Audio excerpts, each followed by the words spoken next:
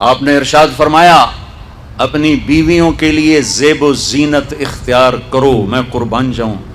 میں تو آپ کو نبی کا دین بتا رہا ہوں، آپ کا تو دین بڑا اوکھا کم، بیوی واسطے چنگے کپڑے پاؤنا اوکھا کم۔ میرے نبی نے کہا اپنی بیویوں کے لیے زیب و زینت اختیار کرو۔ سبحان اللہ۔ عورتوں سے کہا، واہ واہ، قربان جاؤں، اشارتاً ہمیں مردوں کو صراحتاً، عورتوں کو اشارتاً، اپنی بیویوں کے لیے زیب و زینت اختیار کرو۔ بنو اسرائیل میں زنا اس لیے پھیلا کہ مردوں نے بیویوں کے لیے زیب و زینت چھوڑ دی تو وہ غیر مردوں کی طرف مائل ہو گئیں۔ اور پھر عورتوں کو فرمایا کہ خاوندوں کے لیے تیار ہو۔ کیسے؟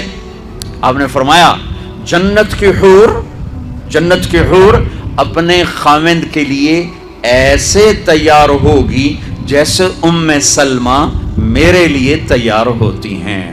سبحان اللہ، سبحان اللہ۔ ابھی عورتوں نے شادی پہ جانا ہو تو بیچارے مرد دی مصیبت آئی ہوندی ہے، اودیاں ترے جتیاں ترٹ جاندیاں نے کپڑے ڈھو ڈھو کے، اور خاوند کے لیے تیار ہونا ہو تو انہوں موت پہ جاندی۔ اپنے خاوندوں کے لیے تیار ہو ورنہ وہ اور عورتوں کی طرف مائل ہو جائیں گے۔ یہ اس میں خفیہ پیغام ہے۔ میرے نبی حیا والے ہیں، پاکیزہ زبان، پاکیزہ ذات۔ مردوں کو صراحتاً فرما دیا اپنی عورتوں کے لیے تیار ہوا کرو۔ بنو اسرائیل میں اس وجہ سے فحاشی پھیلی۔ اور پھر اشارتاً جنت کی حور اپنے خاوند کے لیے ایسے تیار ہوتی ہے جیسے ام سلمہ اللہ کے رسول کے لیے تیار ہوتی ہیں۔ جب حضرت فاطمہ رضی اللہ تعالیٰ عنہ کی شادی ہوئی اور نکاح ہو گیا اور رخصتی 1 ماہ بعد، 2 ماہ بعد، 6 ماہ بعد، 1 سال بعد یا فوراً، یہ ساری روایات ہیں، لیکن زیادہ صحیح ہے کہ کچھ عرصے بعد رخصتی تھی، فوراً نہیں تھی۔ تو جب حضرت علی نے آ کے رخصتی کا مطالبہ کیا حضرت ام ایمن کے ذریعے سے، تو آپ نے حضرت حفصہ اور حضرت ام سلمہ اور حضرت عائشہ ان تینوں سے فرمایا کہ تم جانتی ہو نا میری بیٹی فاطمہ مجھے کتنی محبوب ہے، میری بیٹی کو دلہن بناؤ۔ اللہ اکبر، میری بیٹی کو تیار کرو۔ یہ میں دین بیان کر رہا ہوں، بے پردگی نہیں، بے حیائی نہیں، زیب و زینت میرے دین کا حصہ ہے، میرے نبی کی شریعت ہے۔ میرا نبی خوبصورت دین لے کر آیا ہے، ایک خوبصورت زندگی لے کر آئے ہیں۔ پتہ نہیں ہم نے کہاں سے عجیب و غریب دین کے فلسفے نکال لیے ہیں۔ سبحان اللہ، قربان جاؤ۔ آپ نے کہا جابر شادی کی؟ کہا جی کی۔ کہا کماری سے کہ بیوہ سے؟ کہا جی بیوہ سے کی۔ کہا اللہ بکرن فتلاعبک وتلاعبها، ارے تو نے کماری سے کیوں نہ کی؟ وہ تجھ سے کھیلتی تو اس سے کھیلتا۔ میں میرے نبی کا دین بیان کر رہا ہوں۔ آپ کیا سمجھیں صرف رمضان کے روزے رکھنا دین ہے؟ ہاں وہ دین ہے، بہت بڑا حصہ ہے دین کا۔ عبادت میرے دین کی بیس ہے، بیس ہل گئی تو ساری عمارت گر جائے گی۔ نماز نکل گئی، روزہ نکل گیا، زکوٰۃ نکل گئی، حج نکل گیا، پیچھے کیا رہ گیا؟ ساری عمارت ٹوٹ گئی۔ لیکن یہ بیس کو عمارت نہیں کہتے، ہاں بیس پر عمارت کھڑی ہوتی ہے۔ میں عمارت کے کچھ خد و خال بتا رہا ہوں، کچھ نقش و نگار بتا رہا ہوں کہ میرا نبی دین کی عمارت ہمیں کیسے دے کر گئے۔ کبھی آپ نے میلا کپڑا نہیں پہنا، پرانا کپڑا پہنا، پیبند لگا کپڑا پہنا، میلا کپڑا زندگی بھر نہیں پہنا، زندگی بھر۔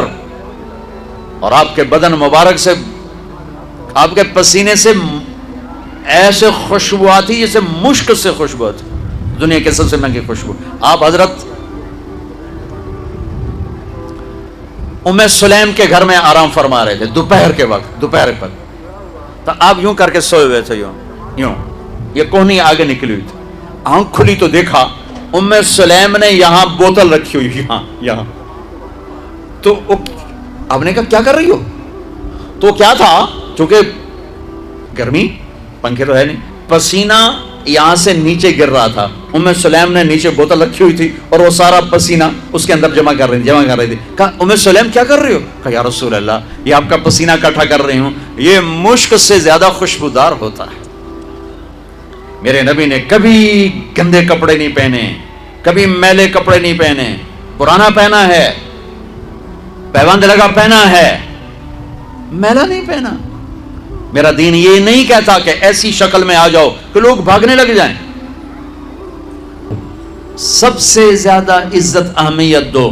شادی کے بعد ماں باپ کا حق پیچھے، بہن بھائیوں کا حق پیچھے، حتیٰ کہ اولاد کا حق بھی پیچھے ہے، اور خاوند کا حق پہلے ہے. بہت سی عورتیں اپنی نادانی کی وجہ سے ماں باپ کے پیچھے لگ کر اپنے خاوند کو چھوڑ دیتی ہیں، خاوند کو ذلیل کر دیتی ہیں. اپنے بچے کے پیچھے لگ کے اپنے بچوں کی وجہ سے اپنے خاوند کو بے عزت کرتی ہیں. بہت سے باپ اپنے بچوں کی وجہ سے بیوی کو بے عزت کرتے ہیں، یا اپنے ماں باپ کی وجہ سے بیوی کو بے عزت کرتے ہیں. یہ سب بے اعتدالیاں میرے معاشرے میں ہیں. اللہ کا واسطہ دیتا ہوں، ایک دوسرے کو عزت دو، رشتوں کو عزت دو. ہر ایک کا اپنا مقام ہے، ہر ایک کو اپنے مقام پر رکھو. ماں باپ کی وجہ سے بیوی کو بے عزت نہ کرو، بیوی کی وجہ سے ماں باپ کو بے عزت نہ کرو، بیوی اپنے ماں باپ کی وجہ سے خاوند کو بے عزت نہ کرے. یہ وہ رشتہ ہے جس میں اولاد بھی نہیں داخل ہو سکتی. اولاد کو بھی پیچھے کیا گیا ہے خاوند اور بیوی کے رشتے میں. اور یہ وہ رشتہ ہے جس سے میرے اللہ نے اپنی نشانیوں میں سے ایک نشانی بتایا ہے. ایک نشانی، من آیاتہ ان خلقکم من تراب. میں ٹپس پڑھتا ہوں آیات کے، ساری آیت نے. میری بہت بڑی نشانی تو میں مٹی سے بنایا. واقعی نشانی ہے نا بھائی؟ ارے بولو. من آیاتہ خلق السماوات والارض. میں نے ایک آیت چھوڑ دی، بعد میں پڑھوں گا. میری بہت بڑی نشانی زمین آسمان کا بننا. واقعی بہت بڑی نشانی.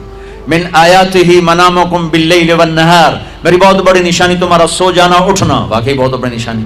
من آیاتہ یریکم البرق خوفا وطمعا. میری بہت بڑی نشانی بادل، بجلی، گرج، بارش. واقعی. من آیاتہ ان تقوم السماء والارض بامرہ. میری بہت بڑی نشانی زمین آسمان کھڑے ہوئے ہیں. من آیاتہ ان یرسل الریاح مبشرات. میری بہت بڑی نشانی کہ گرم ہوائیں ایک دم ٹھنڈی ہو کر بادل لے کر آتی. اب میں وہ آیت پڑھتا ہوں جو میں نے چھوڑ دی تھی، اور جو شاید آپ نے اس اینگل سے کبھی سوچا نہ ہو کہ اللہ کس چیز کو اپنی نشانی کہہ رہا ہے اور کتنی بڑی بڑی نشانیوں میں اس کو لا رہا ہے. میری بہت بڑی نشانی مٹی سے بنایا. میری بہت بڑی نشانی زمین آسمان بنایا. میری بہت بڑی نشانی جاگنے سونے کا سلسلہ بنایا. میری بہت بڑی نشانی بارش، بجلی، گرج، چمک. میری بہت بڑی نشانی زمین آسمان کا تھمے رہنا. میری بہت بڑی نشانی ہواؤں کا بادل لانا. اب سنو، من آیاتہ ان خلق لکم من انفسکم ازواجا لتسکنوا الیہا وجعل بینکم مودۃ ورحمہ ان فی ذلک لآیات لقوم یتفکرون. اللہ اکبر. صرف یہاں یتفکرون کا لفظ اللہ لے کر آئیں کہ غور کرو گے تو پتہ چلے گا نشانی کیا. میرا اللہ کہہ رہا ہے کہ میری بہت بڑی نشانی ہے کہ میں نے خاوند اور بیوی کا رشتہ بنایا. کبھی یہ اس طرف دھیان گیا ہے کہ یہ جو ہم خاوند بیوی بیٹھے ہیں یہ اللہ کی بہت بڑی نشانی کبھی خیال ہے؟ اللہ اکبر. اللہ نے ماں باپ کا رشتہ بنایا، اسے نشانی نہیں کہا. اللہ تعالیٰ نے اولاد کا رشتہ بنایا، اسے نشانی نہیں کہا. اللہ نے دادے پوتے بھی جتلائے، اسے نشانی نہیں کہا. اللہ نے پھوپھی خالہ بھی بتائیں، دادیاں نانیاں بھی بتائیں، اسے اللہ تعالیٰ نے نشانی نہیں فرمایا. نشانی کسے فرمایا؟ خاوند اور بیوی. یہ میں نے رشتہ بنایا، یہ میری کتنی بڑی نشانی ہے. اس ایک رشتے کو باقی رکھنے کے لیے سینکڑوں آیات ہیں، سینکڑوں آیات. اور طلاق سے نفرت کا اظہار. میرے نبی نے کہا علی طلاق سے بچنا. جب طلاق دی جاتی اللہ کا عرش کانپ اٹھتا ہے. ناجائز طلاق، بے جا، ضرورت کی وجہ سے طلاق لی بھی جا سکتی، دی بھی جا سکتی. یہ میں ایک اضافہ کروں گا. بہت سی بچیاں نہیں گزارا ہو رہا، خاوند بدتمیز ہے یا سسرال ظالم ہے، وہ کہتی ماں سے میرا گزارا نہیں ہو رہا، میری جان چھڑا دو. نہیں بیٹی، گزارا کرنا ہوگا، صبر کرنا ہوگا، گزارا کرنا ہوگا، یہیں رہنا ہوگا. یہ ماں باپ کا ظلم ہے، یہ ماں باپ کا اپنی اولاد پر ظلم ہے. ہمارا تو زمیندارہ ماحول ہے پنجاب کا. میں نے اپنے ہی خاندان کے بتاتا ہوں، بچیوں پہ ظلم ہوتے دیکھے، پھر ان کی فریادیں بھی سنی، پھر ان کے ماں باپ کا ظلم دیکھا. اتنا ہی رہنا ہے، اتنا ہی گزارا کرنا ہے، بس اسا ایک باری تیرا کر دیتا ہے، ہوں اسا کوئی نہیں کرنا، پیچھا مڑ کے نہ پیا میں، جی میں کرنا ہی کر، ساڈا کوئی ذمہ نہیں. ماں باپ کہتے ہیں، ماں باپ کہتے ہیں. اور وہ ماہی بے آب، مچھلی پانی کے بغیر تڑپتی ہے. اس طرح اس کا دن اور رات ہے. زندہ کی کھال کھینچ رہی ہے، اس طرح اس کا دن اور رات ہے. اور ماں باپ کا جبر گزارا کرنا ہے. تین بعد کون تیرا رشتہ کتوں آئے گا، تیری شادی کتوں کریں گے. ابھی تو اس کو ذبح ہونے سے بچا لو. کل تو اللہ نے ہمیں اس کا مکلف ہی نہیں کیا کہ کل کیا ہوگا. کل کو آنے تو دو. پتہ نہیں کل کا دن ہے بھی نہیں کہ ہمارے مقدر میں یا نہیں. ہم کل کے لیے اپنی بچیوں کو ذبح کر دیتے. میں نے ان کو تڑپتے دیکھا. میں صرف اپنی فیملی کی بات اوروں کی فیملیوں کی بات جہاں جہاں تعلقات. کہیں رشتہ قریب کا ہے، لڑکی بدتمیز ہے، بچہ شریف ہے، وہ کہتا ہے ابا جی میں طلاق دینا چاہتا ہوں، میرا اس سے گزارا نہیں ہے، زبان شدید ہے. آئے میرے بھائیو، گھروں کی آبادی اللہ کی قسم مالدار ہو یا غریب وہ صرف اچھے اخلاق سے ہوتی ہے، اور گھروں کی بربادی مالدار ہو یا غریب وہ برے اخلاق سے ہوتی ہے. برے اخلاق سے. دو واقعے اوپر نیچے ہوئے. ایک خاتون ملی، مجھے تعارف کرایا گیا کہ ایک خاتون آ رہی ہیں، ان کے خاوند کھربوں پتی ہیں. ٹھیک ہے جی آؤ. اس خاتون نے آتے ہی رونا شروع کر دیا. مولانا لوگ مجھے خوش قسمت سمجھتے ہیں کہ میں بہت بڑے مالدار کی بیگم ہوں، میرا دل زخمی ہے، میرے خاوند کا سلوک اچھا نہیں، میں دولت کو آگ لگاؤں، یہ ہیرے کے سیٹ کو میں کیا کروں جب اس کا سلوک ہی میرے ساتھ اچھا نہیں. چند دن کے بعد ایک نوجوان ملا. مولانا میں اپنی زندگی سے تنگ ہوں، میری بیوی انتہائی بدتمیز ہے، انتہائی زبان دراز ہے، میں اپنی زندگی سے تنگ آ چکا ہوں، 3 بچے ہو چکے ہیں، طلاق دے نہیں سکتا، میں کیا کروں. یہ روزمرہ کے واقعات ہیں. تو ضرورت کے لیے طلاق دی جا سکتی ہے، لی جا سکتی ہے. نہ عیب ہے، نہ تانا ہے، نہ ذلت ہے، نہ کوئی داغ ہے. لیکن ابھی فیصل آباد سے ایک بچی ملی، اس کی بچی گود میں. طلاق کیوں ہو گئی؟ سسرال نے کہا بچی کیوں پیدا ہوئی ہے، گھر واپس جا. طلاق دے دی. بچی پیدا ہونے پہ طلاق دے دی. پچھلے ہفتے ملا ہوں، پچھلے ہفتے. کیا قصور ہے کہ بچی پیدا ہوئی طلاق دے دی. اور یہ 3 دن پہلے اسلام آباد میں خاتون ملی کہ سسرال نے گھر سے نکال دیا. کیوں؟ 3 بچیاں گھر سے نکال دی. 3 بچیاں پیدا ہونے پر گھر سے نکال دیا. یہ بھی اسی دیس کی کہانی ہے، یہ بھی اسی دیس کی دکھ بھری داستان ہے. ظلم صرف وہ نہیں جو بھتہ کی پرچیاں آ رہی ہیں اور جو دہشت گردی ہو رہی ہے، یہ گھر جیسے وہ بہت بڑا ظلم ہے، ایسے یہ بھی بہت بڑا ظلم ہے کہ کہیں بچیاں ذبح ہو رہی ہیں، کہیں بچے ذبح ہو رہے ہیں.